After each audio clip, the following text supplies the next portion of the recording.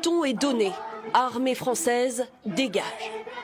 Nous sommes avec le M62, l'un des mouvements civils les plus virulents contre la présence française au Niger. J'appelle les femmes et les hommes à sortir massivement, car c'est un combat collectif. À l'avant de cette voiture, voilà, c'est ici. Abdoulaye Sédou, sa figure de proue. Il sillonne les rues de Niamey pour mobiliser les habitants et relayer la parole de la junte militaire au pouvoir. Les forces françaises, avec leurs complices tapis dans l'ombre, se préparent à nous attaquer. Nous sommes totalement opposés à la politique de domination néocolonialiste de la France. Donc nous sommes contre la politique française et nous allons nous opposer à cela. Le point de ralliement pour les manifestants est à quelques kilomètres de là. Alors là, on est sous bonne escorte. Il y a un pick-up de policiers devant, un autre derrière. C'est une mesure de précaution qui est désormais obligatoire pour tous les journalistes étrangers qui se rendent près de la base militaire française. De jour comme de nuit désormais, ils se relaient pour maintenir la pression jusqu'au départ des militaires français, cloîtrés depuis 1 mois et demi derrière ces murs d'enceinte. Des militaires qui se battaient depuis 2014 aux côtés de l'armée nigérienne dans cette région gangrénée par le terrorisme. Mais ici, tous sont persuadés du contraire.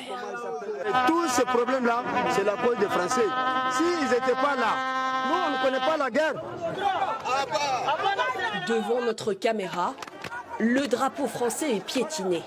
Alors qu'à quelques mètres, nous apercevons un autre drapeau, tenu fièrement. On souhaite vraiment que la Russie soit notre partenaire. On pense que ce sont des gens qui sont bien. Ils peuvent aider le Niger à sortir du gouffre dans lequel il végète.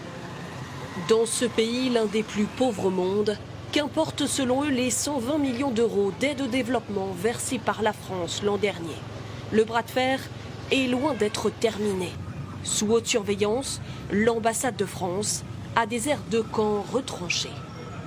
L'ambassadeur, on n'a plus besoin de lui aussi sur notre territoire. Il doit partir. L'ambassadeur français y vit reclus depuis que les autorités putschistes l'ont déclaré persona non grata au Niger.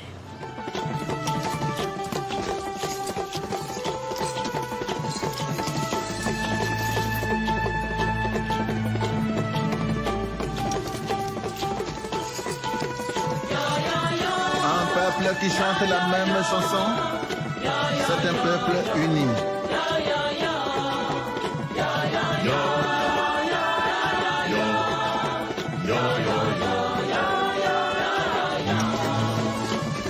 Gabon des aïeux. Des génies, de la terre, des eaux, du soleil, de la parole.